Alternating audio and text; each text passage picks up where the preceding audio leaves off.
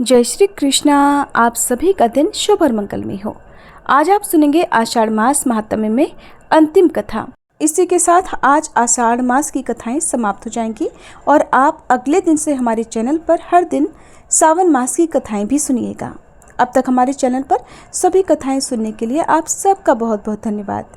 कथाओं को सुनने के बाद जिन्होंने भी हमें दक्षिणा दी है उनका भी विशेष रूप से आभार। भगवान श्री कृष्ण कहते हैं कि इन 4 परिस्थितियों में कभी भी स्त्री को प्रेम नहीं करना चाहिए, चाहे वो कितनी भी सुंदर और कितनी भी प्यारी क्यों ना हो।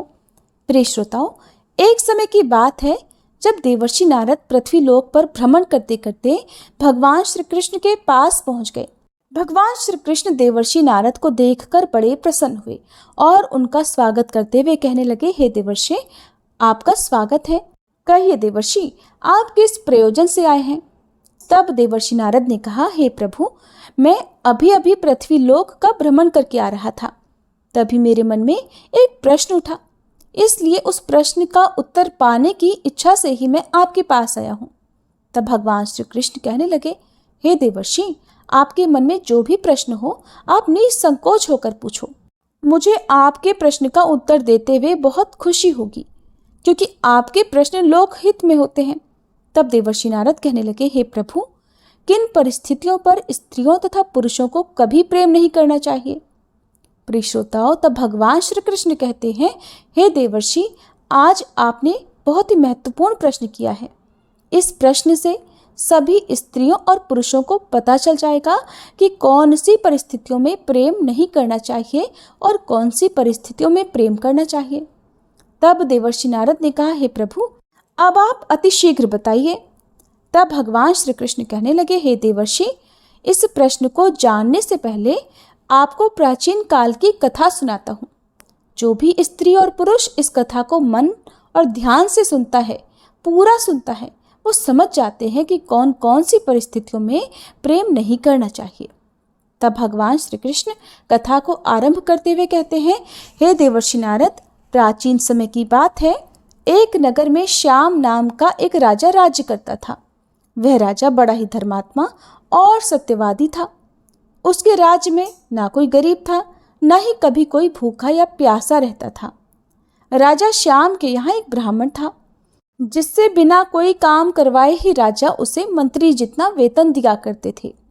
जब वह ब्राह्मण बूढ़ा हो गया तो उसने अपनी पत्नी से एक दिन कहा, हे प्रिय, हमको बिना काम के राजा का धन खाते खाते जीवन बीत गया, लेकिन हमसे कोई काम कभी राजा ने नहीं लिया। राजा साहब वेतन तो हमें एक मंत्री के बराबर देते हैं, लेकिन काम हमसे कुछ नहीं करवाते, जिससे हम चाहते हैं कि अब हम राजा के एहसानों से मुक्त हो जाएं, और मुक्त हम तभी हो पाएंगे जब राजा हमसे कोई काम करवाएंगे। भगवान श्री कृष्ण कहते हैं, हे देवर्षि, ये सोचकर वह ब्राह्मण अब सीधा राजा के दरबार में गया और राजा से बोला, महाराज, आपका वेतन खाते खाते हमें कई वर्ष बीत गए हैं, किंतु आज तक आपने हमसे नौकरी का कोई काम नहीं लिया। हम ऊपर जाकर भगवान को क्या मुंह दिखाएंगे? इसलिए हमारी आपसे ये इच्छा है कि आप हमसे भी कोई काम करवाएं, जिससे हमें अपने आप पर कोई उधार चढ़ा हुआ महसूस ना हो। तब ब्राह्मण की बात सुनकर राजा कहने लगे, देखिए ब्राह्मण देवता, वैसे तो हमने ये प्रतिज्ञा की है कि हम कभी किसी ब्राह्मण से कोई काम नहीं करवाएंगे, लेकिन आज आप बहुत आग्रह कर रहे हैं, तो हम आपको एक काम बताते हैं, आप उसे कर लेना। आप हमारे काम के रूप में गंगा जी में स्नान कीजिए और छोटे से डिब्बे में हमारे लिए भी गंगा जल लेते आना, यही आपकी नौकरी होगी।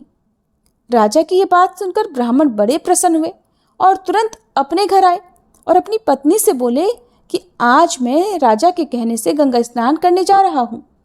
तब ब्राह्मणी बोली, हे स्वामी, यदि आप गंगा स्नान के लिए जाएंगे तो मैं आपके जाने के बाद अन्न जल कैसे ग्रहण करूँगी? आप तो जानते ही हैं कि मैं आपके दर्शन किए बिना अन्न ग्रहण नहीं करती हूँ। तब ब्राह्मण ने कहा, देखो, मैं अपनी एक तस्वीर दीवार पर बना देता हूँ, तुम इस तस्वीर के दर्शन करके भोजन कर लिया करना। बस 3-4 दिन की तो बात है, फिर तो मैं आ ही जाऊंगा। इतना कहने के बाद ब्राह्मण देवता गंगा स्नान करने को चल दिए। भगवान श्री कृष्ण कहते हैं, हे देवर्षि, जाते जाते वह राजा से कह गए कि मेरी पत्नी घर पर अकेली है, आप उसकी खबर लेते रहना। तब राजा ने ब्राह्मण से कहा, हे ब्राह्मण देवता, आप किसी बात की चिंता ना करें। मैं आपकी पत्नी की खबर लेता रहूंगा और ध्यान भी रखूंगा। ऐसा कहकर वह ब्राह्मण तो गंगा जी में स्नान करने चले गए और इस दौरान राजा ब्राह्मण के घर की देखभाल करने के लिए हर दिन एक चक्कर उसके घर पर लगा आते थे। अब धीरे धीरे कई दिन बीत गए, लेकिन ब्राह्मण देवता गंगा जी में स्नान करके अब तक वापस नहीं लौटे थे। फिर एक दिन की बात है, उस ब्राह्मण के घर के पड़ोस में आग लग गई, जिससे लोगों ने आग को बुझाने की बहुत कोशिश की, लेकिन आग बुझ नहीं पाई। अब तो आग धीरे धीरे ब्राह्मण देवता के घर में भी पहुंच गई। तब उस समय वह ब्राह्मणी घर के अंदर दीवार पर बनी अपने पति की तस्वीर के दर्शन कर रही थी। आग जब पूरे घर में फैल गई तो वह ब्राह्मणी अपने पति की तस्वीर के आगे खड़ी हो गई और सोचने लगी कि कहीं मेरे पति की तस्वीर में आग न लग जाए। ये सोचकर घर में आग लगने के बाद भी वह ब्राह्मणी तस्वीर को पकड़कर खड़ी रही। धीरे धीरे आग पूरे घर में फैल गई और आग के साथ ही वह ब्राह्मणी अपने पति की तस्वीर के साथ ही आग में जलकर भस्म हो गई। जब राजा को ये समाचार मिला तो राजा दौड़ा दौड़ा आया और ब्राह्मणी को मृत देखकर उसे बड़ा दुख हुआ। अब वह सोचने लगा कि ये क्या अनर्थ हो गया। अब वह ब्राह्मण जब स्नान करके वापस आएंगे और मुझसे पूछेंगे तो मैं उन्हें क्या जवाब दूंगा। राजा इसी सोच में बैठा हुआ था कि इतने में गंगा स्नान करके वह ब्राह्मण देवता भी लौट आए। जब घर जाकर उन्होंने देखा कि आग में जलकर तो ब्राह्मणी मर चुकी है, तो वह ब्राह्मण देवता बड़े क्रोधित हो उठे और राजा से बोले, हे महाराज, गंगा स्नान को जाते समय मैंने आपसे कहा था कि मेरी पत्नी का ध्यान रखना, लेकिन आपने मेरी पत्नी की कोई खबर नहीं ली, इसीलिए वो आग में जलकर मर गई। मैं तुम्हें श्राप अवश्य दूंगा। फिर तो ब्राह्मण देवता को क्रोधित देखकर राजा हाथ जोड़कर बोला, हे ब्राह्मण देव, इसमें मेरा कोई दोष नहीं है। मैंने आपकी पत्नी की खबर ली थी, लेकिन आपकी पत्नी दीवार पर बनी हुई आपकी तस्वीर को बचाने के लिए घर से बाहर ही नहीं निकली, इसलिए वह जल गई। अब जो होना था वो तो हो गया, आप भी अपने क्रोध को शांत कीजिए। मैं आपकी पत्नी को जीवित करने का कोई प्रयास करता हूँ, चाहे कुछ भी हो जाए। आप बस हमें 1 महीने का अवसर दीजिए।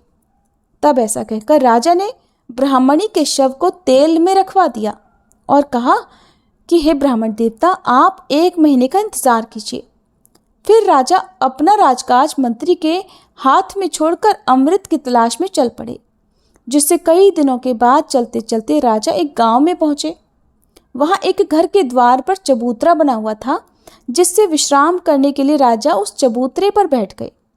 उस घर में एक बूढ़ी माँ और बहू, बस यही 2 प्राणी रहा करते थे। बूढ़ी माँ का बेटा बहुत दिनों से काम के लिए बाहर चला गया था, लेकिन जब से वह गया तब से घर लौटकर नहीं आया था। प्रिय श्रोताओं, भगवान श्री कृष्ण कहते हैं, हे देवर्षि, बूढ़ी माँ का बेटा देखने में एकदम राजा श्याम की तरह लगता था, जिससे राजा को द्वार पर बैठा देखकर वह स्त्री उन्हें ही अपना पति समझ बैठी और अपनी सास से आकर बोली, माँ, द्वार पर बैठा व्यक्ति ऐसा लगता है मानो वो हमारा पति हो। ये सुनकर बूढ़ी माँ भी दौड़कर घर से बाहर द्वार पर आई और राजा को ही अपना बेटा समझकर उससे लिपट लिपट कर रोने लगी और बोली, बेटा, तू इतने दिनों से कहाँ था? तेरी याद करते करते मैं तो बूढ़ी हो गई, तुझे मेरी बिल्कुल भी याद नहीं आई और बहू भी रात दिन तेरे बारे में सोच सोच कर बेचैन रहती थी। तूने तो आज तक हमारी खबर ही नहीं ली। प्रिय श्रोताओं, सास और बहू की बातें सुनकर अब राजा गहरी सोच में पड़ गया और कहने लगा कि ये कैसी बला मेरे गले पड़ गई। मैं तो अमृत की तलाश में निकला था और मैं यहाँ खुद ही किसी मुसीबत में पड़ गया हूँ। फिर राजा ने उन दोनों को बहुत समझाया।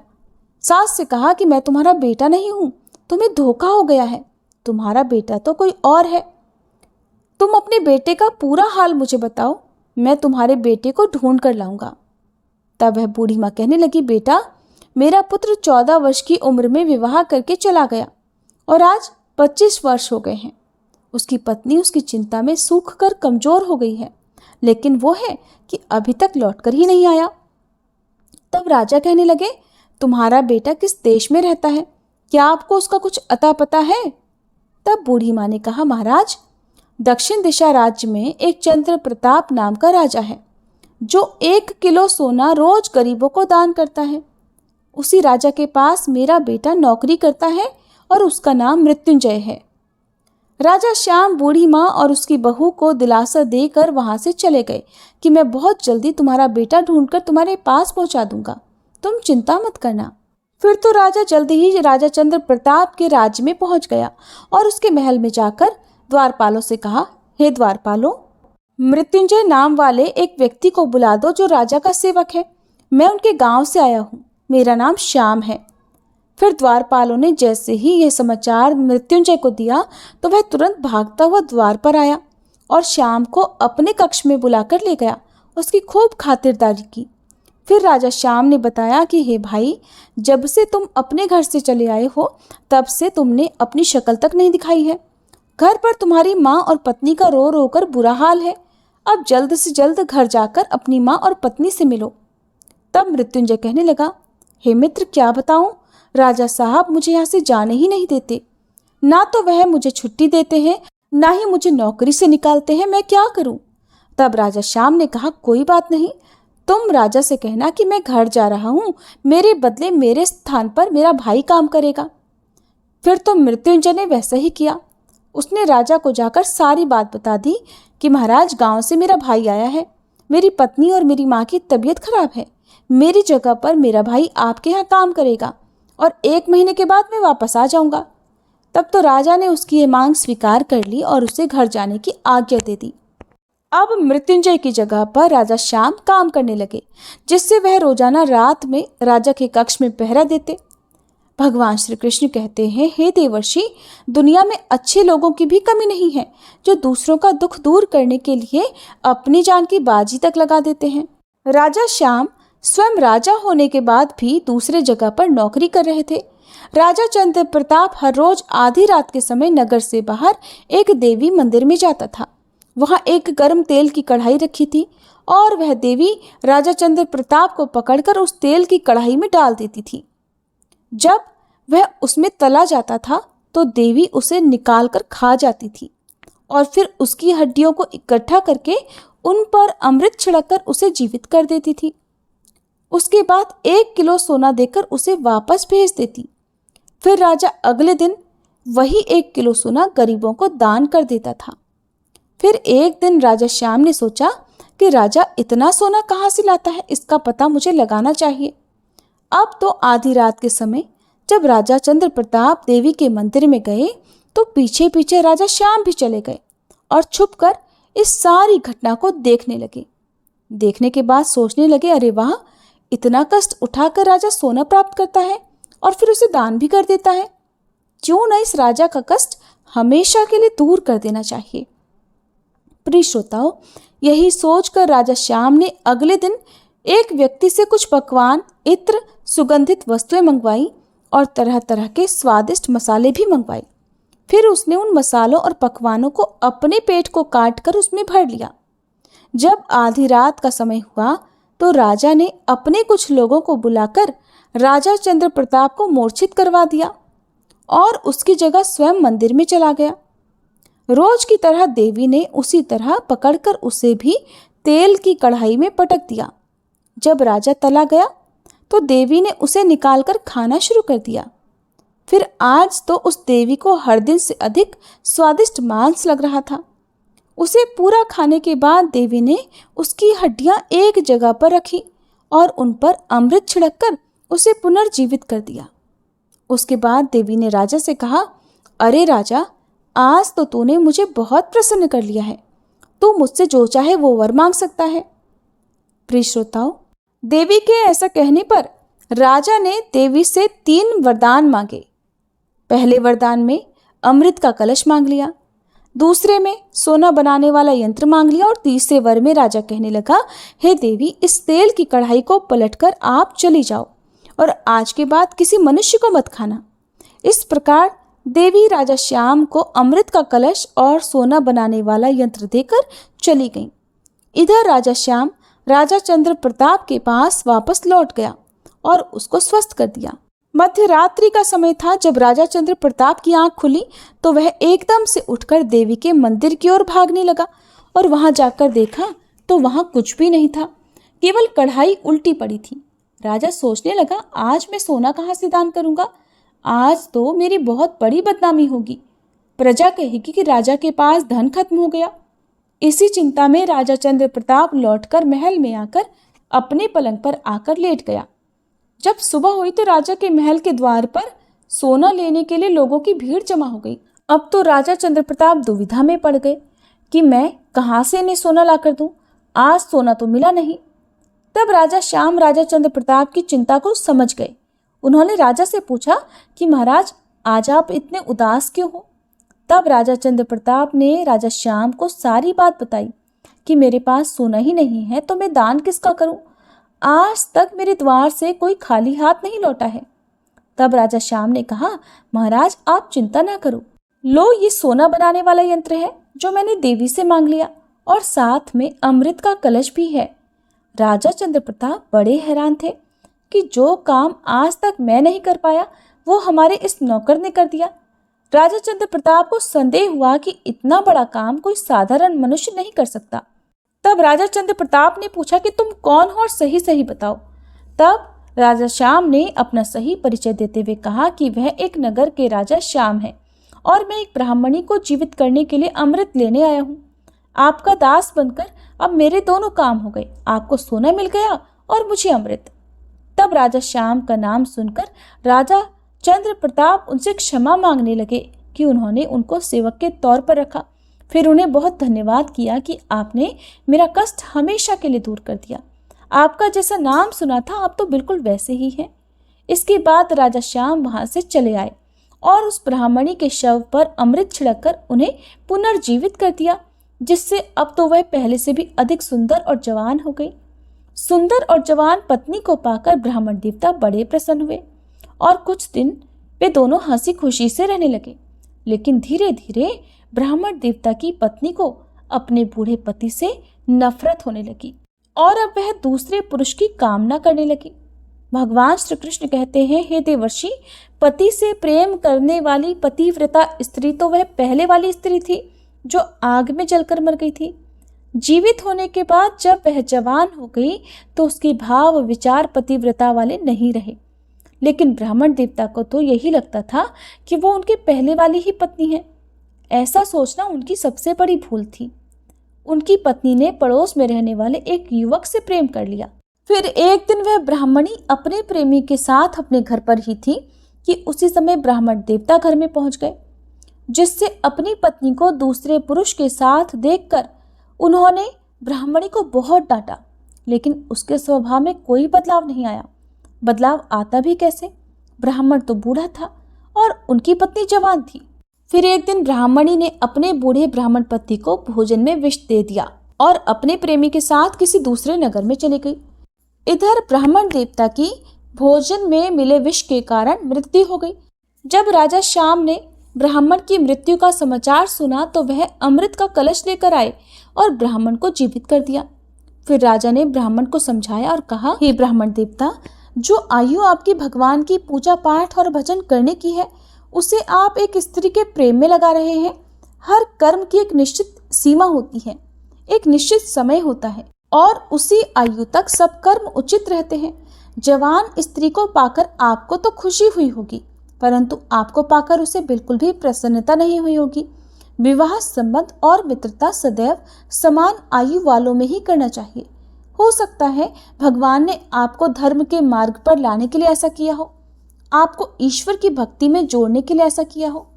भगवान श्री कृष्ण कहते हैं, हे देवर्षि, अब तुम्हें तुम्हारे उन 4 प्रश्नों के उत्तर भी बताता हूँ कि कौन सी 4 परिस्थितियों में स्त्रियों से प्रेम नहीं करना चाहिए। पहला, जब स्वयं के ऊपर बुढ़ापा आ जाए और आप जर्जर कमजोर अवस्था में पहुंच जाए। इस अवस्था में स्त्री और पुरुष को भगवान के प्रति समय समर्पित करना चाहिए और भगवान की पूजा पाठ भजन कीर्तन सुनना चाहिए। दूसरा, जब स्त्री बदचलन हो जाए और वह आपका अपमान करने लगे। तीसरा, जब स्त्री मर्यादाओं को तोड़कर धर्म का विरोध करने लगे। और चौथा, जब स्त्री आपकी बातों का तिरस्कार करने लगे, आपकी बातों पर ध्यान न दे और किसी दूसरे पुरुष से प्रेम करने लगे। इन 4 परिस्थितियों में कभी भी स्त्री से प्रेम नहीं करना चाहिए, वरना जीवन भर परेशानियों का सामना करना पड़ सकता है। ये थी आज की कहानी। उम्मीद है आपको पसंद आई होगी।